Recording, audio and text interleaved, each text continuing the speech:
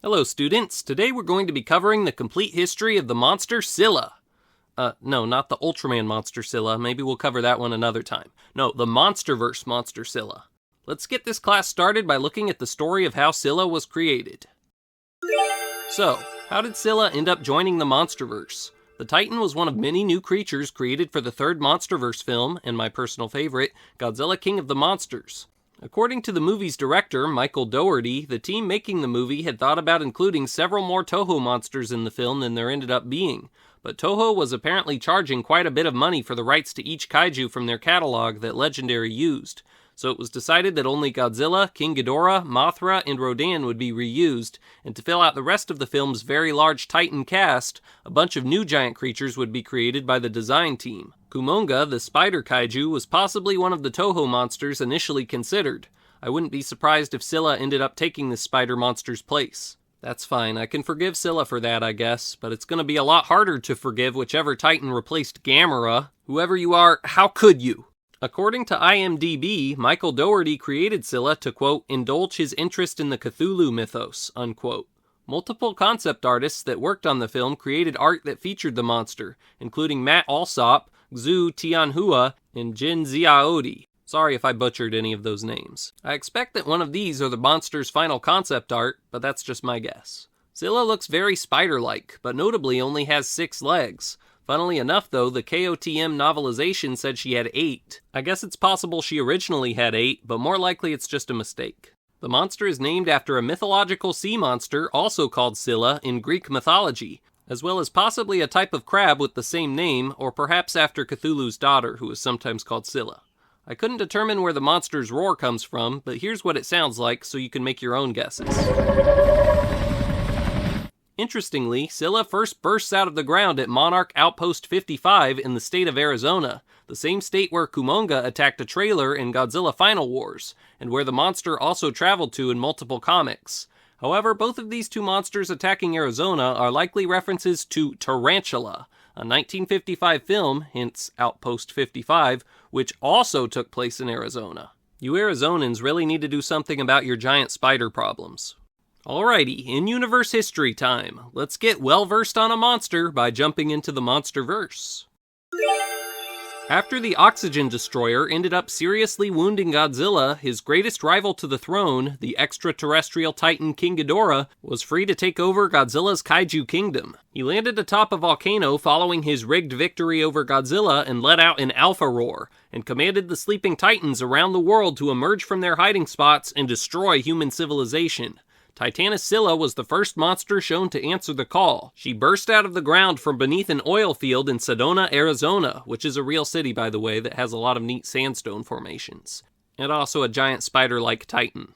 Here is Scylla's Monarch bio with a bunch of interesting information on the Titan. You can pause the video if you want to read it all, but some things I thought I'd bring up are the fact that she feeds on dead Titan carcasses, that she's classified as a destroyer, and that in-universe the Easter Island statues were possibly created to scare her away.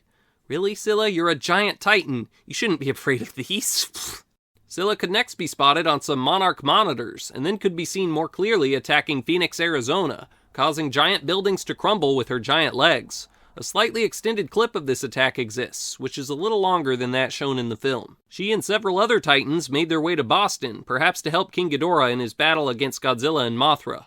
If so, the only Titan that made it in time to help their new king out was Rodan. Scylla and the others were too slow, and by the time they arrived in Massachusetts, Godzilla had already obliterated his ancient enemy. And after seeing Godzilla intimidate Rodan with a mere glance, the other monsters one by one began to submit to the true king of the monsters, including Scylla. And with that, Godzilla definitively made the Earth his monster kingdom, and the Titans went back to their peaceful ways. But Scylla, it turns out, was not content to live as a peaceful subject of Godzilla. She had bigger things on her mind. She wanted Godzilla's job. But for now, she didn't show any signs of this desire and just followed Godzilla's orders. According to the end credits, she went to go live in a lake, revealed elsewhere to be in South America, and somehow was able to prevent ice caps at the North and South Poles from melting. The Guardian wrote an article about her and how the Scylla mentioned in Homer's Odyssey was likely this creature, and she was also shown to be trending online with 103,000 tweets. Quite a popular monster. That was Scylla's role in KOTM. Overall, she wasn't all that notable, well, unless you're from Phoenix, of course. but a film that followed ended up making the monster much more prominent. Godzilla vs. Kong only featured the creature as a blink and you'll miss it cameo, but in Godzilla x Kong the New Empire, Scylla got her moment in the spotlight. Just a brief moment, but nonetheless a notable one. Now please be aware, in between KOTM and GXK, several comics came out which depicted Scylla as not on good terms with Godzilla. We'll get to those soon in the minor appearances section, but that's helpful for you to know going into the New Empire. Well, I've heard speculation that the monster Godzilla fought in Rome may originally have been a different monster. Also, interestingly, a few sources from around the time this movie came out refer to Scylla as Charybdis instead, including Bernie Hayes' notes in the movie itself. Other official sources still call her Scylla, though. The computer animation studio DNEG was responsible for a few GXK sequences, and Godzilla's battle with Scylla in the movie was one of them. There was apparently a lot of flexibility in how they made the creature look and move for this film, probably because she was pretty hard to see in her only other film appearance.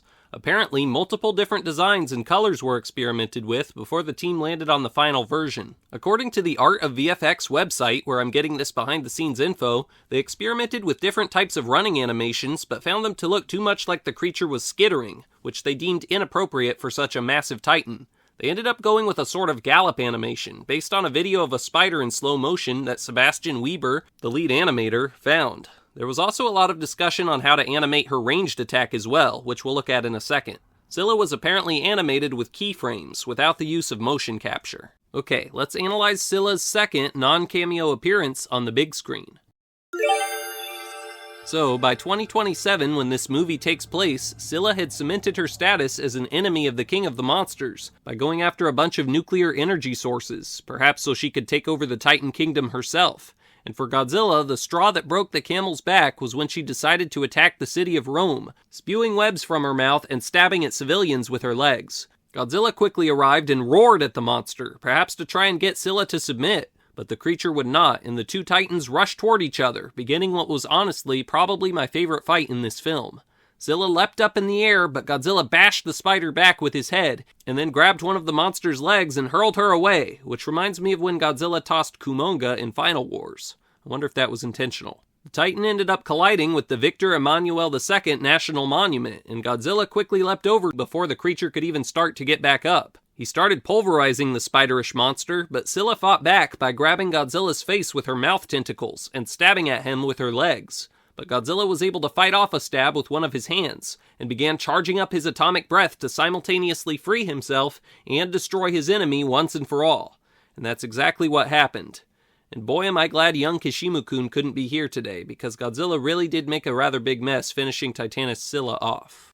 Will we ever see Scylla again? Well, though it wouldn't appear so, you never know. I've heard rumors that there may soon be an in-universe way to revive Monsterverse Titans. Guess we'll have to wait and see. But we're not done here, because we still have several minor Scylla appearances to talk about, including her role in Monsterverse comics.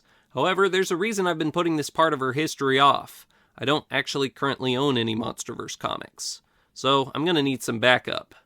Man, if only there was a Godzilla YouTuber out there who could stop by and teach you all about Scylla's comic history as a guest professor. Oh wait, I think there is. Hey everybody, it's Goji Guy, and thank you Toku for having me on. He's been in a few of my videos now, so it's only right that I return the favor. And as you all have seen, Scylla has quite a bit of film history, but I'm here to talk about her comic appearances. So let's start with Godzilla Dominion. Soon after the events of Godzilla King of the Monsters, Scylla, being the hungry titan she is, goes out to find food for herself. Now while she's bound in the film, she doesn't really respect or care what Godzilla thinks. So rather than sleeping, she goes out to find radiation to charge herself up and eat. And Godzilla, well, let's just say, doesn't like her idea. Meeting in the oceans near Savannah, Georgia, Scylla tries to get herself a nice tasty nuclear bomb. In doing so, she is met with pushback from the US Coastal Guard. And then soon after, the G-Man himself arrives. She roars, challenging Godzilla. And, well, to simplify, Scylla got turned into a skipping stone. And after that embarrassing defeat by one of the weakest versions of the Monsterverse Godzilla, she promptly swims off. Her next canon appearance is in Godzilla x Kong the Hunted. In this comic, we see Scylla go through a nuclear speed run, gathering power plant after power plant, and nuke after nuke, hyping herself up with radiation to battle Godzilla once more in GXK. And she, well, we all know how that ended up. And finally, for her comic appearances, we'll be leaving the Monsterverse and entering the DC comic universe, where Scylla was one of the many titans brought to the DC universe by the Toyman. Once in the DC universe, she promptly attacks Ironhide's prison in Central City. After a long battle against the Flash, Green Lantern, and Supergirl, Scylla packs her bags and leaves, just to be called by Lex Luthor a week later. Lex uses Mechagodzilla to make her bow to her new alpha. And that's where Scylla's comic book history stops, being blown to bits in GXK. Thank you, Toku Professor, for having me on. Everybody make sure to subscribe to him. And yeah, see ya. Thank you very much, Goji Guy. I hope you'll all subscribe to him as well. He's got a bunch of different cool Godzilla videos, such as one about what if Godzilla evolved all the way back in King of the Monsters instead of in GXK, as well as a bunch of kaiju battle videos in which he pits various monsters against each other to see who would win. Be sure to check them out.